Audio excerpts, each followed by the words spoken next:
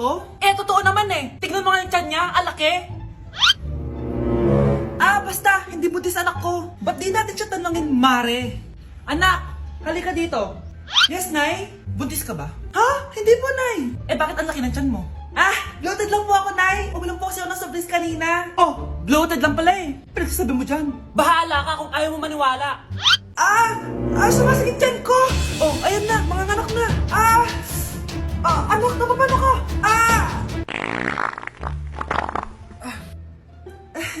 Baho. Ang sakit. Parang iba na to, Nay. Anak, papiga ka. Anak, higa ka na malalim, ha? Ire. Sige pa.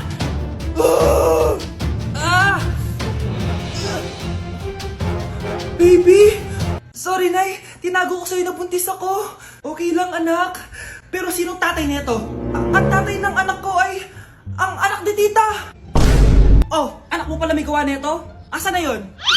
Oh, ikaw, magbigay ka na sustento para sa anak nyo. Sige po, magbibigay po ako ng 5. 5,000? 5 pesos? Wala na po kasi yung pera eh. At dahil 5 pesos ang binigay ng tatay mo, lollipop mo ng dedean mo, ha? Okay, class, palakpakan natin si Samantha dahil siya ang top 1 sa klase.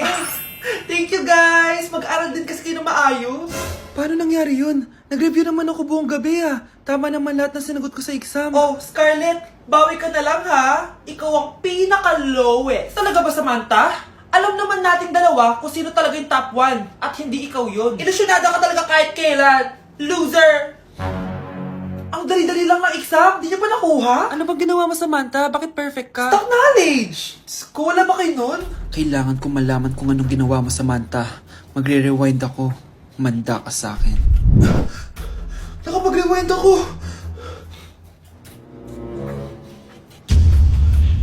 Ikaw pala ang top 1, Scarlett? Tignan ko na lang kung sino magiging top 1 after neto. Ha?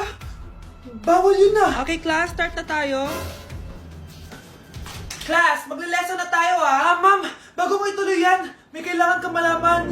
Ano yan, Scarlett? Pinagpalit po ni Samantha yung grades namin sa laptop niyo, ma'am. Kaya hindi dapat siya yung top 1, kundi ako. Ganyan ka na ba ka-desperada, Scarlett? Naiingit ka sa akin, no? Kasi ako yung top 1. Ako ba ang desperada, Samantha?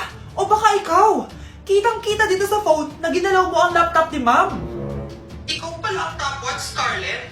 Tignan ko na lang kung sino magiging top 1 after neto. Samantha? Bakit mo ginawa yun?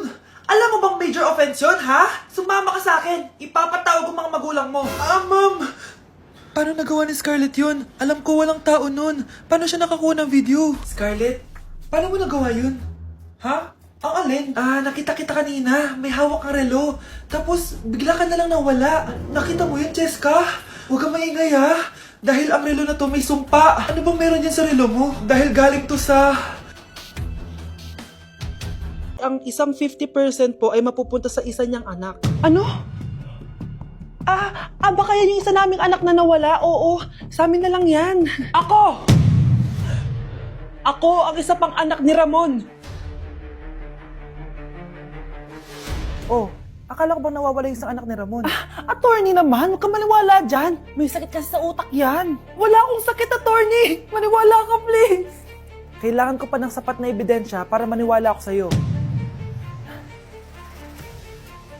Sige na, babalik na lang ako. Ito na ba yung bagong bahay ng anak ko? Ikaw, babae ka? Sinubukan mo pang agawin sa amin ang kayamanan ng tatay mo? Ang sama nyo, tita! Gusto nyo kunin lahat! Well, hindi naman maniniwala sa'yo si attorney dahil wala kang ebidensya. Tao po, attorney po ito.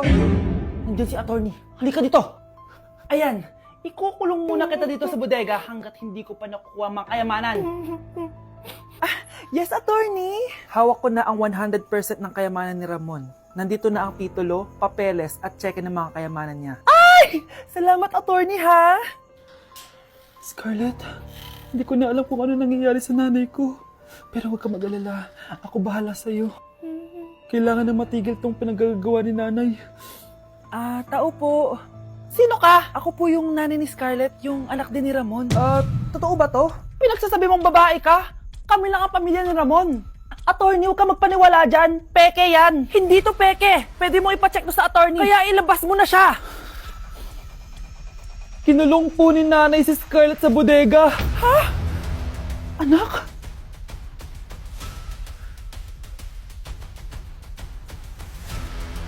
Nay, pengi baon? Ito anak. Lo, bakit 20 lang? May mabibili ba ako dito, Nay? Aba, ba't di ka na lang magpasalamat? May baon ka pa. Nay, dagdagan mo to. Teka lang, nasan yung hanger ko? Okay na pala to, Nay. Bye-bye na. Nayo, nagsweldo na ako. Ay, hindi na anak. Ipunin mo na lang to. Sige na, Nay. Pambili mo din ng gamot yan. Oh, sige. Salamat, anak, ha. Anak, kainin mo na to. Nay, ayoko nga niyan. Aba, ang dami-dami nagugutom dyan na bata sa labas, tas ikaw ay mo kumain? Akala mo naman mabubusog yung mga bata sa labas kapag kinain ko yan. Mabubusog kapag eto pinakain ko sa'yo. Eto na, kakainin ko na. Nay, namiss ko na yung mga luto mo. O sige anak, lutuan kita ha. Excited na ako, Nay. Grabe pala si nanay. Buong araw nagtatrabaho. Ang dami na lang sinasakripisyo para sa amin. Siguro deserve naman nila ng something for Mother's Day. Good morning, Nay. Nay? Nay? Nay, gising! Ano ba yan, anak? Ang ingay mo naman. Iidlip lang ako. Pinakaba mo naman ako, Nay. Andyan na order ko.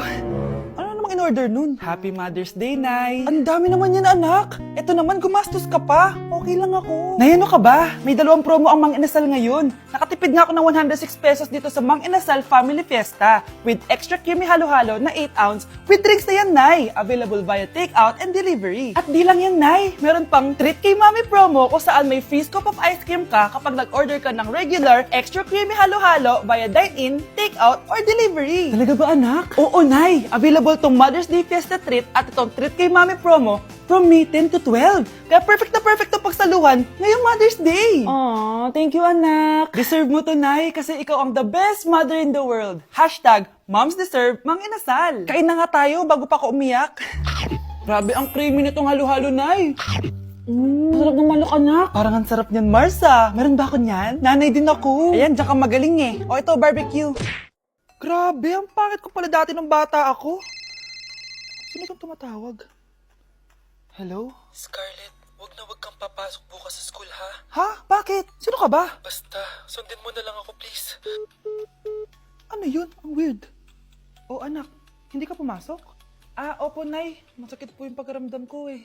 Pagaling ka, anak, ha? Anak, yung school mo, nasusunog. Nasusunog, Nay? Totoo nga yung sinasabi ng caller kanina. Grabe. Buti na lang, anak, hindi ka pumasok sa school ngayon. Sino na naman tumatawag na to? Hello? Sino to? Scarlett, wag kang matutulog ngayong gabi ha? Ikaw na naman? Paano mo nalalaman yung mga yan, ha? Scarlett, please, sundin mo na... Anak, matutulog na ako, ha? Ikaw din, huwag ka na magpuyat. Sige po, Nay. Tatapusin ko lang po itong pinapanood ko. Kung hindi ako matutulog, ano namang gagawin ko buong gabi? Matutulog na lang ako. Baka niloloko lang ako ng caller na yun. Nay! Nay! Gising, Nay! Ano nangyari, anak? Binabangungot ka, Nay. Buti gising ka pa. At nagising mo ako. Sino ba talaga yung caller na yun? Sino ka ba talaga, ha? Bakit alam mo lahat ng mga masasamang mangyayari? Gusto mo ba talaga ako makilala, Scarlett? Oo, dahil hindi ako matatahimik. Magkita tayo malapit sa puno ng mangga. Hello? May tao ba dyan? Hi, Scarlett. Ikaw ba yung caller? Gusto mo ba talagang makita kung sino ako? Oo. Ako ikaw, Scarlett.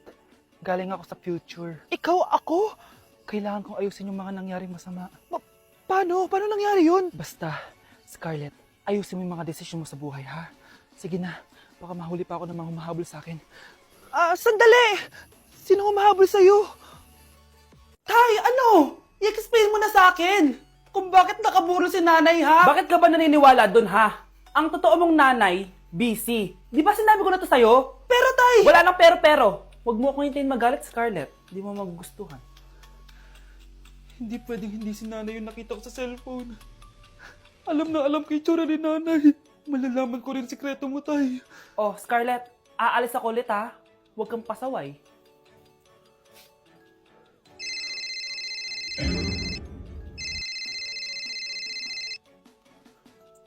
Nasa yung cellphone ko? Hello po. Pwede na po maklaim yung 10 million peso na galing sa insurance ng namatay niyo pong asawa. Insurance? Pasaway ka talaga? Pinatay mo ba si nanay, ha? Para makuha yung insurance niya? Hindi mo naiintindihan, anak. Napakahayop mo! Tatawag ako ng polis! Itigil mo yan, anak! Nay, buhay ka? Oo, anak. Nagtago ako. Pag nagsumbong ka sa polis, masisira lahat ng plano namin ng tatay mo. Hindi ko maintindihan. Ano nangyayari? Pinatay ko ang kakambal ng nanay mo. Para maniwala sila na siya talaga ang namatay. At makuha natin ng mga pera sa insurance. Sawang-sawa na ako sa buhay na to. Marami akong pangarap, anak. Gusto ko na gumanda yung buhay natin. Naririnig niyo ba yung mga sarili niyo, ha? Hindi ba kayo natatakot sa mga pinaggagawa niyo? Kung yayaman tayo sa maling paraan at sa paraan na magtatago ka sa polis, Nay, itigil niyo na to, please. Please lang. Nay, kamusta na po kayo ni tatay? Eto anak, okay naman. Ikaw, kamusta ka na? Eto Nay, malapit na ako matapos ng college. Sana paglabas niyo ni tatay, marami na akong ipon. Huwag kang mag-alala anak, konti panahon na lang. Magkakasama ulit tayo ng tatay mo. See you Nay, miss ko na kayo. See you soon anak.